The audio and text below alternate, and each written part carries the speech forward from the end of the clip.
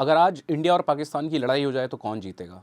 China अगर हमसे powerful है तो कितना? यूएस अगर हमसे पावरफुल है तो कितना? ये सारे सवाल हमारे जहन में अक्सर आते हैं और हम यूट्यूब और इंटरनेट के बहुत सारे और माध्यमों से ये जानने की कोशिश करते हैं। जय हिंद डियर डिफेंस एस्पिरेंट्स, आज हम बात करेंगे कि ग्लोबल फायर पावर इंडेक्स है क्या, 2025 में इंडिया की मिलिट्री माइट है क्या, उसके पास कितने मिलिट्री एसेट्स हैं।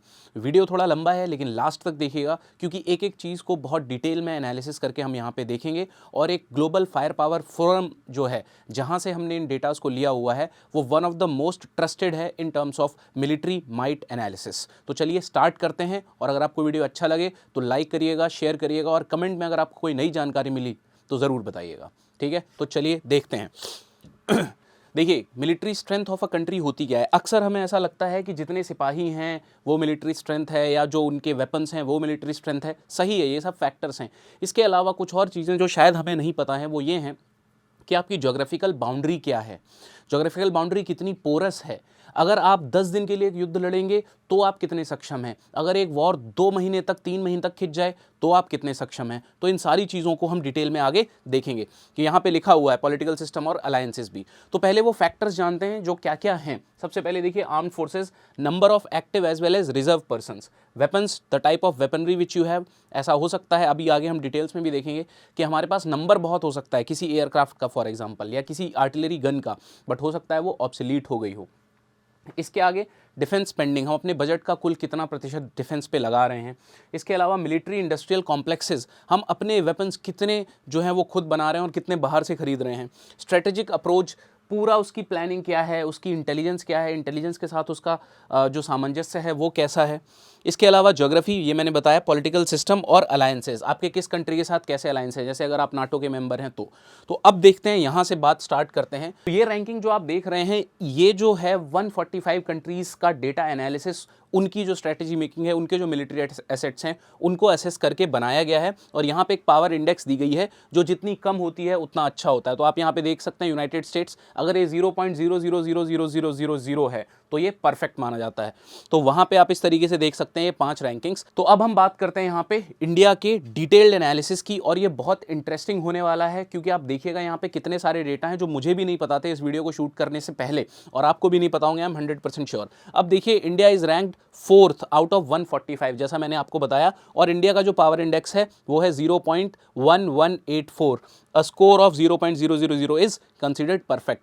तो वी विश कि जल्दी से हम परफेक्ट हो जाएं।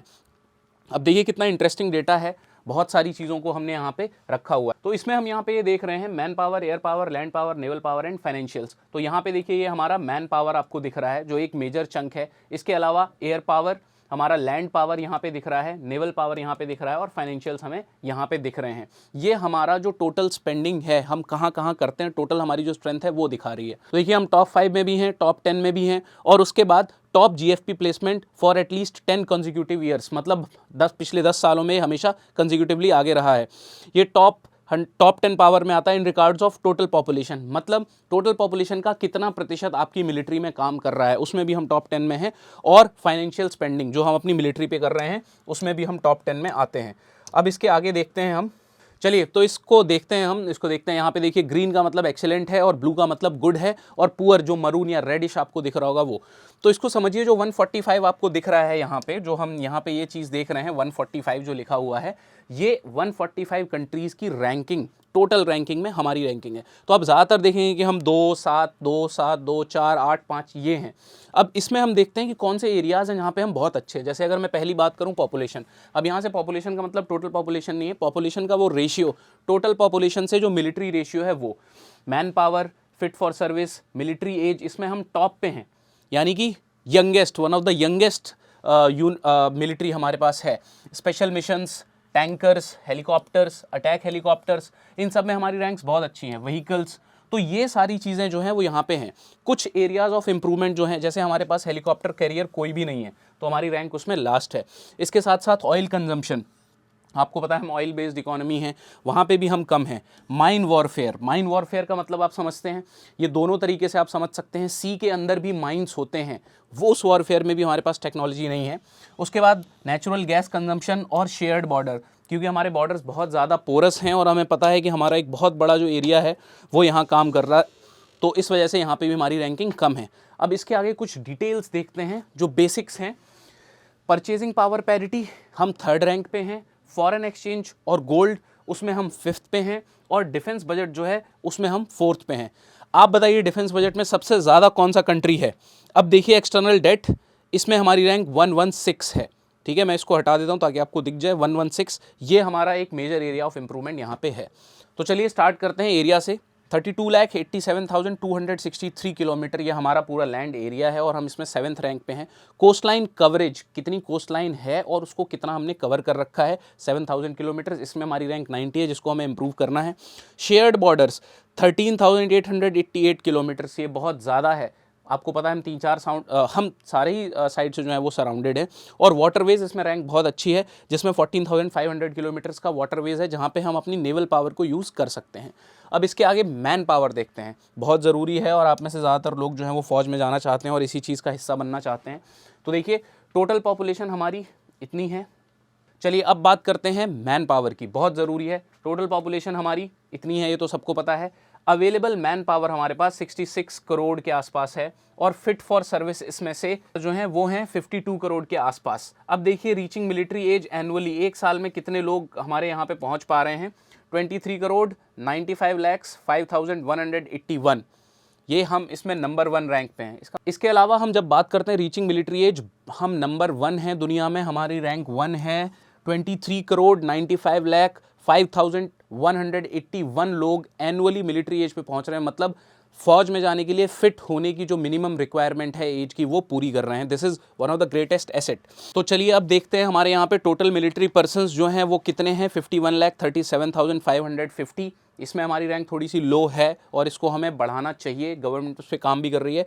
एक्टिव पर्सनल्स हमारे पास इतने हैं, रिजर्व पर्सनल इतने हैं, यानी कि अगर एक्टिव पर्सनल बहुत ज़्यादा इंगेज हो जाते हैं तो ये लोग बैकअप के लिए हैं। इसके साथ साथ पैरामिलिट्री फोर्सेस जो generally central armed police forces को रेफर किया जाता है वो। इसके अलावा एयरफोर्स में हमारे 3,10,000, आर्मी में हमारे 21,97,000, नेवी में हमारे 1,42,000 और ईयरली मोबिलाइजेशन पोटेंशियल, मतलब एक साल में हम कितने ट्रूप्स को मोबिलाइज कर सकते हैं एक जगह से दूसरी जगह, दैट इज़ ह्यूज, 2,36,52,761। आप देख रहे हैं कि कितने ज़्यादा डिटेल्स में एनालिसिस किया गया है। एंड ट्रस्ट मी, ये कुछ नहीं है, आगे जब आप एयरक्राफ्ट के फोटोज़ और उनके और डिटेल्स देखोगे तब आपको समझ में आएगा कि किसी एयरक्राफ्ट को देख के तो हम समझ रहे थे बहुत बढ़िया, जैसे मैं MiG-29 के बारे में बताऊंगा आपको तो आपको लगेगा ये तो बहुत बढ़िया है, बट वो ऑलमोस्ट ऑब्सोलीट हो चुका है। अब वो बहुत ज़्यादा आज के एयरक्राफ्ट्स जो हैं उनके साथ मुकाबला नहीं कर सकता है। ठीक है, चलिए देखते हैं। अब हम यहाँ पे इंडियन एयर पावर की बात करते हैं। टोटल एयरक्राफ्ट हमारे पास 2229 है। रेडीनेस में आप देखिए यहाँ पे लिखा हुआ है 1672। रेडीनेस से मतलब क्या है, हैं, लेकिन अगर आज ही युद्ध छिड़ जाए तो बैटल रेडी कितने हैं। इसके अलावा हमारे पास फाइटर्स जो हैं इनमें से 513 है, 385 रेडी हैं। इसके बाद हम देखते हैं अटैक टाइप्स, मतलब जो अटैक में यूज़ हो सकते हैं, ठीक है, इंक्लूडिंग हेलीकॉप्टर्स। तो इसमें 130 हैं और रेडी हैं हमारे 98। ट्रांसपोर्टर्स, आपको पता है फिक्स्ड विंग ट्रांसपोर्टर्स का मतलब, एक एग्जांपल अगर मैं आपको दूं, आगे हम उसका भी फोटो भी देखेंगे, जिसको हम कहते हैं ग्लोब मास्टर। तो ट्रांसपोर्ट फिक्स्ड विंग का मतलब है जो ट्रांसपोर्ट पर्पस से यूज होते हैं, जैसे C-17 ग्लोब मास्टर जो कि बोइंग बनाता है, जो यूएस की कंपनी है। ट्रेनर्स आपको पता है कि जो एकेडमीज में यूज़ होते हैं। स्पेशल मिशंस के लिए टैंकर फ्लीट, मतलब जो एयर टू एयर रिफ्यूल कर सकती है उसको टैंकर फ्लीट बोलते हैं। हेलीकॉप्टर्स टोटल 899 है, 674 रेडी हैं और अटैक हेलीकॉप्टर्स हमारे पास 80 हैं, जिसमें से 60 जो हैं वो रेडी हैं। इन्हीं में से आगे हम बात करेंगे AH-64E की, जो कि हमारा अपाचे जिसको कॉमन नेम से जानते हैं। अब ये डेटा देखिए, 38 जो हमारी मेजॉरिटी है, 38.7% वो हमारे यहाँ पे हैं हेलीकॉप्टर्स। ओके, 38.7% हमारे पास हेलीकॉप्टर्स हैं। उसके बाद जो दूसरा मेजॉरिटी एरिया है वो हमारे फाइटर्स हैं। इसके अलावा आप ये 15.1% ट्रेनर्स हैं और स्पेशल मिशंस कंपैरेटिवली कम हैं और टैंकर्स हमारे पास सबसे कम हैं। टैंकर्स का मतलब जो एयर टू एयर रिफ्यूल कर सकते हैं, ये लॉन्ग प्रोलॉन्ग जो मिशंस होते हैं उनमें बहुत ज़्यादा यूज़ होता है। अब आते हैं हम इंटरेस्टिंग पार्ट पे। आपको देख के लगता होगा कि यार ये तो बहुत बढ़िया, बैटल रेडी, सब कुछ सही है, बट ऐसा नहीं है और इस वजह से हमारी रैंकिंग थोड़ी कम है। ऐसा नहीं है नंबर हमारे पास नहीं है, नंबर कम कंसिडरेबली है, लेकिन जो दूसरे कंट्रीज़ हमसे आगे हैं वो बैटल रेडीनेस में, जो भी हमारे 3 कंट्रीज़ हमसे आगे हैं वो बैटल रेडीनेस में, मॉडर्न सॉल्यूशंस में हमसे बहुत आगे हैं। तो इसके बारे में देखते हैं। सबसे पहले हम यहाँ पर बात करते हैं द आइकॉनिक सुखोई 30 Mark 1, जिसको हम फ्लैंकर H भी बोलते हैं। ये बिल्कुल बैटल रेडी है। ये एक मॉडर्न सॉल्यूशन है। अब आप यहाँ पे देखिए, ये जो हमारे 260 यूनिट्स हैं ये हमारे सर्विस में हैं, लेकिन आपको ये समझना पड़ेगा not each one of them is battle ready, majority of them are battle ready. अब हम यहाँ पे आते हैं जैगुआर। अब देखने में बहुत अच्छा लगता है, नाम भी बहुत अच्छा है, मॉडल भी बहुत अच्छा है, बट देखिए एजिंग रिक्वायर्स अटेंशन। यहाँ पे हम पॉइंट्स लूज करते हैं कि ये जो हैं वो अब नियर ऑब्सोलीट हो रहे हैं और इनको अटेंशन की ज़रूरत है, मतलब कि हमें मॉडर्न इसमें चेंजेस लाने की बहुत ज़्यादा ज़रूरत है। नेक्स्ट आते हैं हम मिग 29, जिसकी मैं अभी बात कर रहा था, फल्क्रम। बहुत बढ़िया लगता है, आइकॉनिक देखने में लगता है, लेकिन ये भी जो है इसकी भी एज जो है वो हो रही है। एज होने से मतलब यहाँ पे होता है कि हम उसको मॉडर्न साइंटिफिक उसमें अपग्रेडेशन नहीं ला रहे हैं या उसके सेगमेंट को जो है वो चेंज नहीं कर रहे हैं। ये भी मल्टी रोल है, ये भी मल्टी रोल है। ये जो है ये स्ट्राइक रोल्स के लिए होता है, जैसे आपको कहीं पे अटैक करना है, कोई बॉम्बिंग करनी है। और ये तो मिग 21 बाइसन जो है ये तो अब बाहर हो ही चुके हैं सर्विस से, इसके बारे में तो आपको पता ही है, और इन्होंने बहुत अच्छा सर्व किया। इसके आगे अब हम बात करते हैं दूसरे एयरक्राफ्ट्स की। देखिए यहाँ पे है Mirage 2000 Mirage 2000 again ageing requires attention. ये फाइटर बॉम्बर है, आपको पता है। तेजस मार्क 1 ये हमारा न्यू प्रोक्योरमेंट है, बट आपको पता होना चाहिए कि this is a feel good factor. हमें अच्छा लगना चाहिए कि हमने तेजस बनाया, बहुत अच्छी बात है, लेकिन आपको पता है कितना टाइम लग गया, और आपको ये भी पता है कि अभी तक हम राफेल की कैटेगरी का भी एयरक्राफ्ट खुद नहीं बना पा रहे हैं। तो this is good replacement for MiG 21, but I feel not very good enough for the air force to feel confident. Okay, चलिए अब आगे ये देखिए डसॉल्ट राफेल, ये भी नया प्रोक्योरमेंट है, दिस इज़ फिट। इसके आगे हम यहाँ पे हेलीकॉप्टर्स की बात करें तो Chetak absolute near absolute means हो चुका है, इसका भी टाइम हो चुका है। Mi-17 V5 ये भी अटेंशन चाहिए इसको, और ये जो है हमारा ध्रुव HAL Dhruv, this is good enough, this is good enough for us. अब देखिए हम आगे देखते हैं कुछ और हमारे जो एयरक्राफ्ट्स हैं उनके बारे में। तो सबसे पहले यहाँ पे बात करते हैं Apache H-64E। What I personally feel is one of the best helicopters which we have, fighter, but attack helicopter, sorry, but number आप देखिए 22 हैं। आप किसी भी सर्विंग एयरफोर्स ऑफिसर से बात करिएगा, 100 से कम वो आपको नहीं बोलेंगे जो इन हेलीकॉप्टर्स की हमें ज़रूरत है। 100 उसके कंपैरिजन में 22 हैं। उसके बाद HAL चीता, ये भी ऑलमोस्ट ऑब्सोलीट है। इसके बाद रुद्रा HAL, ये हमारा अच्छा है, बट अगेन आप नंबर देखिए 16।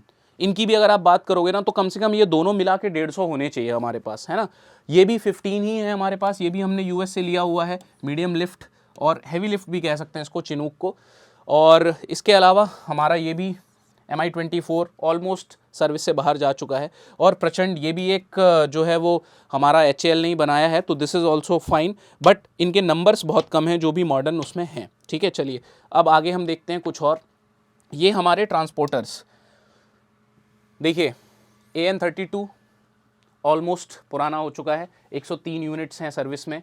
डॉर्नियर सर्वे के लिए यूज़ होता है, इसको कोस्ट गार्ड भी यूज़ करता है, आपको पता होना चाहिए, 53 हैं। देन IL-76, ये भी एजिंग, ये भी एजिंग। इसके आगे ये देखिए 12 यूनिट्स, 50 यूनिट्स चाहिए कम से कम। आप किसी भी एयरफोर्स सर्विंग एयरफोर्स ऑफिसर से या किसी भी वेटरन से बात करेंगे तो आपको यही नंबर्स बताएंगे, एटलीस्ट इतने होने चाहिए। बट समहाउ आप, this is the dedication of our man that they are managing things without any complaints. Next है C-17, ये देखिए ग्लोब मास्टर, ये सुपर हरक्यूलिस ग्लोब मास्टर, ये सबसे बड़ा heavy lift helicopter, heavy lift हमारे पास ट्रांसपोर्टर है, और इसको भी हमें कम से कम 35-40 हमारे पास ये होने चाहिए। इसके अलावा ये VIP रोल्स के लिए, VIP ट्रांसफ़र, VIP लोगों को ट्रांसपोर्ट करने के लिए यूज़ होता है, 4 ही हैं हमारे पास यूनिट में। चलिए हम यहाँ से अब स्टार्ट करते हैं। हमारा बोइंग 737 VIP ट्रांसपोर्ट के लिए 3 यूनिट्स हैं। IL-78, ये भी एरियल रिफ्यूलिंग के लिए, जिसको हम टैंकर भी कहते हैं, जो अभी हम आगे देख रहे थे ना, तो इसको हम टैंकर कह सकते हैं। इसके अलावा एम्ब्रेयर, ये भी हमारा जो एडवांस अर्ली वार्निंग सिस्टम होता है, AWACS जिसको बोलते हैं, ये उसके लिए है, ये भी हमारा एडवांस अर्ली वार्निंग के लिए होता है। गल्फ स्ट्रीम इलेक्ट्रॉनिक, ये देखिए ELINT, इलेक्ट्रॉनिक इंटेलिजेंस गैदरिंग, ठीक है। अब यहाँ पे आप एक चीज़ देखेंगे, ELINT इलेक्ट्रॉनिक इंटेलिजेंस गैदरिंग, ये हमारे कुछ एयरक्राफ्ट्स हैं जिनको मैं स्पेसिफिक रोल में आपको बता रहा हूँ कि क्या क्या है। अभी हम आगे देखते हैं। यहाँ पे फिर से हॉक, ये हमारा ट्रेनर है। इसके अलावा किरण, ये भी हमारा ट्रेनर है, और ये हमारा स्ट्राइक ट्रेनर है जैगुआर IB। 2 यूनिट्स हैं, ये भी ELINT, मतलब आप समझ रहे हैं इलेक्ट्रॉनिक इंटेलिजेंस, ये पिलेटस, ये भी हमारा ट्रेनर है, और ये आपको पता है मिराज 2000, ये 12 हैं, ये भी एजिंग हो रहा है and it also require solution. MiG 21 मैं ऑलरेडी बता चुका हूँ। 737 ये रिकॉनेसेंस के लिए है, 707 ये एक ही है, ये भी रिकॉनेसेंस के लिए है, और इसके अलावा मिग 29 इसके बारे में भी हम पहले बात कर चुके हैं। ठीक है, चलिए अब हम आगे आते हैं, अपने स्पेसिफिक हेलीकॉप्टर्स के बारे में देखते हैं कि हेलीकॉप्टर्स के बारे में हमारी क्या स्ट्रेंथ है। तो ये देखिए modern solution, modern solution, modern solution, यहाँ पे कमोव के 27 हेलीकॉप्टर्स हमारे पास हैं जिनको की अटेंशन चाहिए। इसके अलावा यहाँ पे चेतक जो हैं ये भी ऑलमोस्ट जा ही चुका है। प्रचंड ये एक नया प्रोक्यूरमेंट है पर नंबर बहुत कम है। चेतक ये भी नियर ऑब्सोलीट है, कैसे भी हम काम चला रहे हैं। सी किंग ये भी नियरेस्ट ऑब्सोलीट है। K28 ये जो है इसको भी मॉडिफिकेशंस की ज़रूरत है और नया प्रोक्यूरमेंट इसकी जगह आना चाहिए। इसके अलावा हमारे पास MH60 है, सिकोर्स्की रशियन कंपनी है जो इसने इसको बनाया हुआ है। ये भी एक मॉडर्न सोल्यूशन है, बट आप जहाँ पे भी देखेंगे मॉडर्न सोल्यूशन है वहाँ यूनिट्स बहुत कम मिलेंगे। अब फर्दर हम इन एयरक्राफ्ट के बारे में बात करते हैं। डॉर्नियर पहले मैं आपको बता चुका हूँ, रिकॉनेसेंस के लिए यूज़ होता है 24। इसके आगे है बोइंग P8 पोसाइडन, ये एंटी सबमरीन है, एंटी सबमरीन एयरक्राफ्ट है। ठीक है, मतलब सबमरीन वॉरफेयर के लिए ये जो है वो यूज़ होता है। ठीक है, चलिए इसके आगे हमारे पास ये है एक मैरीटाइम पेट्रोल के लिए हॉक 132 एडवांस जेट ट्रेनर है, ट्रेनिंग पर्पस के लिए। किरण HAL किरण ये भी जेट ट्रेनर है, और ये मैरीटाइम पेट्रोल के लिए है हमारा IL-38 इल्यूशन, रशियन ओरिजिन का है। मिग 29 इसके बारे में भी हम पहले बात कर चुके हैं। ठीक है, चलिए अब हम आगे बढ़ते हैं। चलिए अब हम यहाँ से स्टार्ट करते हैं। Land of the gods, Indian ground forces, चलिए इनके बारे में बात करते हैं। सबसे पहले टैंक्स, टैंक्स का मतलब तो आप सब समझते हैं, 4201 हैं, 3151 रेडी हैं।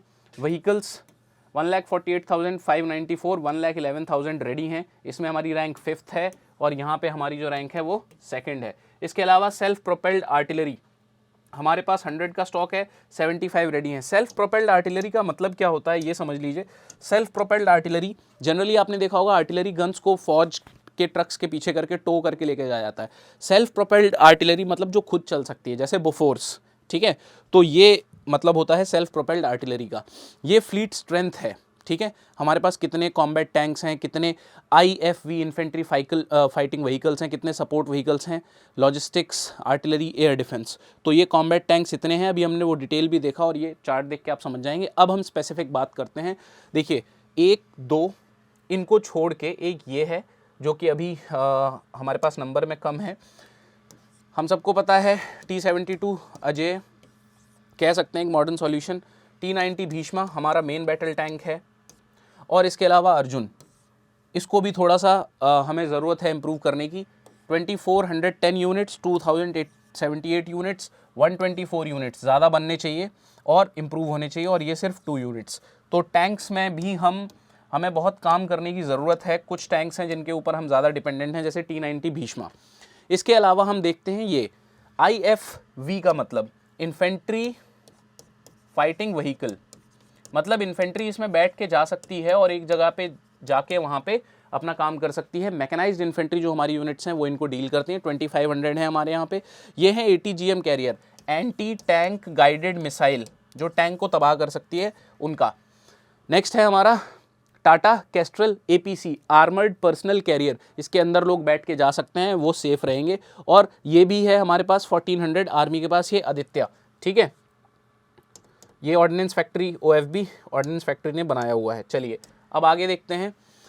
कैसिपर और हमारा जो कल्याणी है ये भी जो सारे हैं वो MRAP हैं, mine resistant and ambush protected. मतलब अगर आपके ऊपर माइन से हमला हो जाए और आपके ऊपर एम्बुश हो जाए, एम्बुश मतलब घात लगा के हमला करना, तो आपको ये बचा लेगा। तो यहाँ पे कैसिपर MRAP है, ये भी कल्याणी M4 MRAP है। और इसके आगे ये टाटा QRFV ये भी MRAP है, और LMVs जो बाकी के हैं उनके वेरियस रोल्स हैं। MRAP का मतलब आपको समझ में आ गया, mine resistant and ambush protected vehicle. अब हम यहाँ पे बाकी सपोर्ट व्हीकल, लॉजिस्टिक व्हीकल यहाँ आप देख पा रहे हैं, इसके बारे में हम देखते हैं। 155mm वज्र, तो ये K9 थंडर सेल्फ प्रोपेल्ड हाउविट्जर है। सेल्फ प्रोपेल्ड की मैं बात कर रहा था, मतलब ये खुद चल सकता है, आपको एक टैंक की तरह दिख रहा होगा। ठीक है, इसके अलावा हमारे पास BM-30 स्मर्क है, ये रशियन ओरिजिन का है और ये बहुत ही हैवी आर्टिलरी है। इसको भी आप कह सकते हैं कि ये सेल्फ प्रोपेल्ड है। अब हम देखते हैं पिनाका। अब देखिए यहाँ पे एक नाम मिलेगा MLRS, multiple launch rocket system, मतलब एक बार में ही कई सारे रॉकेट्स आप लॉन्च कर सकते हैं। तो उसमें हमारे पास पिनाका है और BM-21 है, अभी हमने BM-30 देखा था। और अब यहाँ पे देखिए M-46, ये 130 mm की है, लेकिन यहाँ पे एक चीज़ लिखी गई है, आप देखिए टोड, या जिसको आप पढ़ सकते हैं, मतलब जिसको किसी ट्रक के पीछे बांध के ले जाना पड़ेगा, सेल्फ प्रोपेल्ड नहीं है। ठीक है, चलिए अब और आगे चलते हैं।